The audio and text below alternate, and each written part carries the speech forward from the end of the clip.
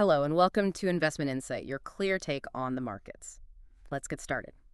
So in the final stretch of the year, the financial system seemed to flash these two major warning signs that, on the surface, looked completely unconnected. Right. On one hand, you had this dramatic, sudden collapse in the price of silver futures, and immediately you hear the cries of market manipulation. Of course. That's always the first place people go. And then on the other hand, the Federal Reserve's emergency funding window, which is, kind of the quiet back alley of banking liquidity, it saw record-breaking usage. Yeah, a huge number. So these two events, they're highly complex, but our mission today is really to look past that surface chaos. We're going to do a deep dive into the source material to unpack the mechanical, the structural why behind these shocks, so you can stop asking if it was a conspiracy and maybe start understanding the real rules of the game. And that's the key distinction, right? When we see seemingly separate crises, one in commodities, one on the central bank's balance sheet happening at the same time, it's a powerful signal. It tells you the financial plumbing, deep beneath the surface is under some immense stress. Okay, so where do we start? Well, today we'll first dissect that sharp drop in silver prices.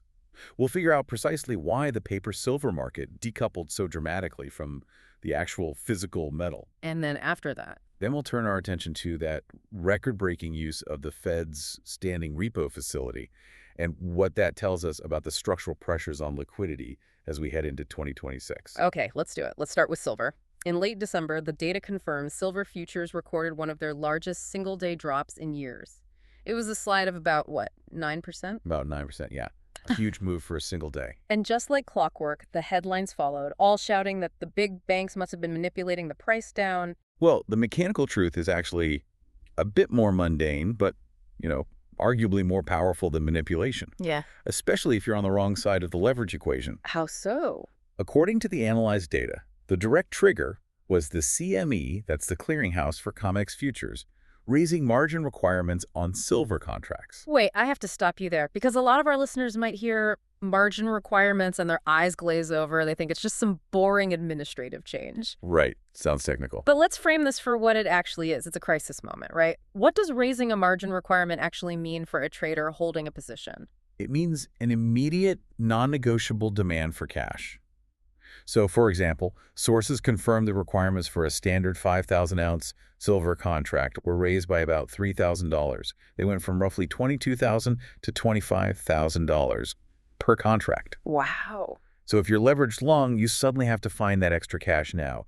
It doesn't matter what you think silver will do next week or next year. You need the cash today. It's like the ultimate forced cash up at a highly leveraged poker table. If you don't show the cash immediately, the dealer, in this case, the CME, just takes your chips. That's a perfect analogy. Right. You basically have three choices. Deposit more cash, liquidate your position by selling, or they'll just liquidate it for you. It's the definition of automatic deleveraging. So this isn't manipulation in the classic sense. Precisely. It's a rule change. And it was probably triggered to reduce the systemic risk for the clearinghouse itself, maybe in anticipation of volatility. The CME's #1 job is to make sure the whole system doesn't seize up if one big player defaults. So by raising margins, they force the market to deleverage itself. And that forced selling is what drives the price down instantly. Exactly, even if the holders haven't changed their minds about silver's long-term value at all.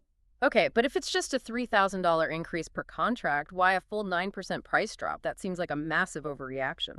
That's where the market structure comes in. This forced selling hit the market in late December. When no one is around. Exactly. It's structurally a period of extremely low liquidity. Trading desks are running on skeleton crews, big money managers have closed their books for the holidays. Think of it like trying to push a heavy box across the floor. Normally there's friction, but in late December, the floor is just covered in oil. So every little push has a huge effect. An outsized effect. When liquidity is that thin, even a moderate amount of forced selling can crash the price.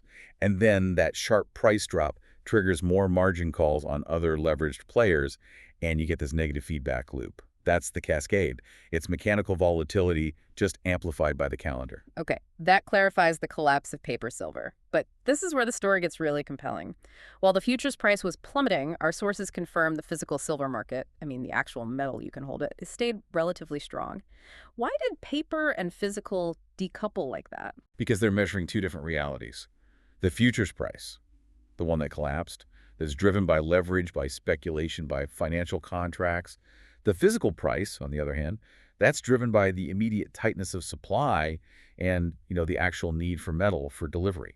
So are we talking about a crisis of confidence in the paper system itself? That's exactly what the data suggests. Just look at the widening physical premium. Reports show the Shanghai premium, that's the price Chinese industrial buyers were willing to pay for immediate delivery, it expanded to a staggering $8 per ounce over the London benchmark. $8. That's not just a small difference. It's not just a number. That $8 premium means physical buyers were willing to pay, in cash right now, a huge premium just to bypass the friction and the risk of the futures market. It's evidence of intense physical securing competition. It shows a deep lack of trust in that paper supply chain. And what about the actual inventory, the physical stock in the vaults? Well, you have to track COMEX registered inventory. Think of the total inventory in the COMEX vaults, they call that eligible inventory, as all the silver in a giant secure warehouse. It's there, but it's not necessarily for sale right now. Okay. The registered inventory, which was reported around 127.8 million ounces, is the stock that's sitting on the loading dock, ready to go. And while that number isn't zero, the market reacts very fiercely to the rate at which that readily available inventory is shrinking. So if you're an investor looking at silver now, the takeaway seems pretty clear. The analysis suggests the market is shifting from a simple price prediction game. Is it going up or down to more of a market structure game? Absolutely. The structural indicators are what's paramount now. You need to watch the persistence of that spot premium. If it stays wide, that signals ongoing physical stress. You also track the registered versus eligible inventory trends. And what about policy? Don't ignore policy factors, like China's new silver export licensing that just went into effect on January 1st. That could tighten the physical supply chain even more and just make this decoupling worse. The leveraged paper positions are brittle. The physical delivery mechanism is what really matters now. That structural fragility is a perfect bridge to our second shock. We're moving from the commodity market's micro-cash demands to the entire financial system's macro-cash demands. While silver was collapsing, the biggest financial players were simultaneously scrambling for cash. Indeed. On December 31st, the focus shifted entirely to the short-term funding market. The number that really alarmed everyone was the record size of loans going through the standing repo facility, or SRF. It hit a high of $74.6 billion. And just to clarify, this facility lets banks borrow cash overnight using high-quality assets like Treasuries as collateral. That's right. It was a massive usage event. And what's fascinating here is that the stress was dual. It wasn't just $75 billion being frantically borrowed. At the same time, we saw a concurrent increase in the Fed's reverse repo, the RRP facility. That's where institutions were defensively parking over $100 billion in cash with the Fed. Right. So why are some institutions desperate to borrow while others are just hoarding cash? That duality is the signature of systemic stress. It confirms that cash is just pooling in the wrong places. You have some banks or money market funds with excess cash. They don't want to risk in the private market, so they park it safely with the Fed and the RRP. Meanwhile, other institutions, often the big dealers financing their bond inventories, are starved for cash and have to run to the Fed's SRF. So let's use that analogy you mentioned earlier. If the financial system is a high-performance car engine, what is this year-end regulatory pressure doing to the engine oil? It's causing the engine oil, the liquidity, to get really thick and sludgy, and the gears start to grind. The stress is all driven by regulatory window dressing. Because of global rules like Basel III, banks are incentivized to shrink their balance sheets right at year-end. To make their numbers look better for the reports? Exactly, to make their leverage ratios look good. That means they pull back on lending and they hoard cash. And that regulatory contraction just creates a liquidity vacuum in the system.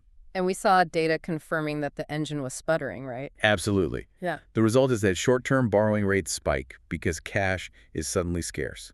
We saw SOFR, the secured overnight funding rate, climb significantly. That jump in SOFR confirms the private market was failing to distribute cash efficiently. And that's where the SRF comes in, acting like the fire truck to make sure the engine doesn't completely seize up. The SRF is designed to be that guaranteed safety valve. It lets institutions get cash at a known, controlled rate. It stops the private markets from locking up or charging, insane rates for overnight cash. The Fed actually encourages its use because it makes sure their monetary policy stays effective. So it's not about stimulating the economy, it's just about managing friction. Precisely. managing friction to prevent a temporary liquidity spike from becoming a damaging system-wide credit crunch. So let's be crystal clear here. This massive injection of liquidity, almost $75 billion, is this secretly quantitative easing, or QE by another name? It is critically important to emphasize that based on the analysis, this is not lowering interest rates through huge, continuous bond purchases. It's about influencing the whole economy. And the SRF is different. The SRF surge is strictly plumbing management. It's firefighting a temporary seasonal liquidity spike. It's designed only to manage the market's plumbing. It's temporary, it's collateralized, and it's targeted at a very specific pressure point, completely different from QE. Understood. But even if it's just plumbing, for an investor, this constant backstop comes with a pretty steep price, doesn't it? What we call moral hazard. That is the ultimate trade-off, and it's the conversation we need to have. The existence and reliable use of the SRF essentially subsidizes excessive leverage. Banks are incentivized to take on more risk and run with thinner cash buffers all year long because they know when that year-end stress hits, the central bank will step in and absorb the risk. So the optimal strategy for a big bank becomes running maximum risk because the potential systemic cost just gets shifted onto the taxpayer or the central bank. That's the core danger of moral hazard here. While the SRF provides short-term stability, it structurally increases the system's long-term dependence on central bank intervention. So for you, the savvy learner listening to this, what should your focus be in 2026 based on what we're seeing? Don't just watch for when the Fed cuts rates. That's the headline. You need to watch how smoothly the plumbing and collateral markets are actually functioning. Track metrics like SOFR and repo rates, especially around quarter-end or regulatory deadlines. The scale of this SRF usage proves that liquidity management and market friction, all the boring structural details, are crucial to the overlooked variables that determine where the next big volatility spike comes from. That brings us full circle. Let's connect the dots here. The collapsing silver futures and the frantic use of the Fed's cash window. They felt like they were from two different universes, but what's the shared DNA? The common thread is the fragility of any highly leveraged, position-based trading structure when it's forced to meet an immediate, non-negotiable cash demand. In the silver market, that demand was a margin call. In the banking market, it was a year-end regulatory requirement. But in both cases, the result was exactly the same. The same. Forced selling, sudden illiquidity, and mechanical volatility that just overwhelmed any kind of rational, directional trading. So the lesson from both of these shocks is that volatility often stems from these mechanical rule-based responses, not from some mysterious conspiracy. The invisible rules of leverage and regulatory deadlines are what truly drive these things. And that's why the focus for sophisticated investors is shifting. It's moving away from just trying to guess the price direction and toward tracking these structural indicators, the physical premium, the registered inventory, the stability of funding rates. Those metrics tell you about the health of the underlying machine. And that's what breaks first. So to leave you with a final thought, based on what we've learned today. If central bank intervention now reliably prevents these short-term financial panics by always acting as the ultimate liquidity backstop, are we effectively trading short-term stability for deep, long-term dependence? And if we've become so reliant on the Fed managing the predictable frictions, could the only thing that truly breaks the system be an event the central bank can't anticipate? That is the crucial question shaping the structure of risk today. Don't forget to subscribe and hit that like button.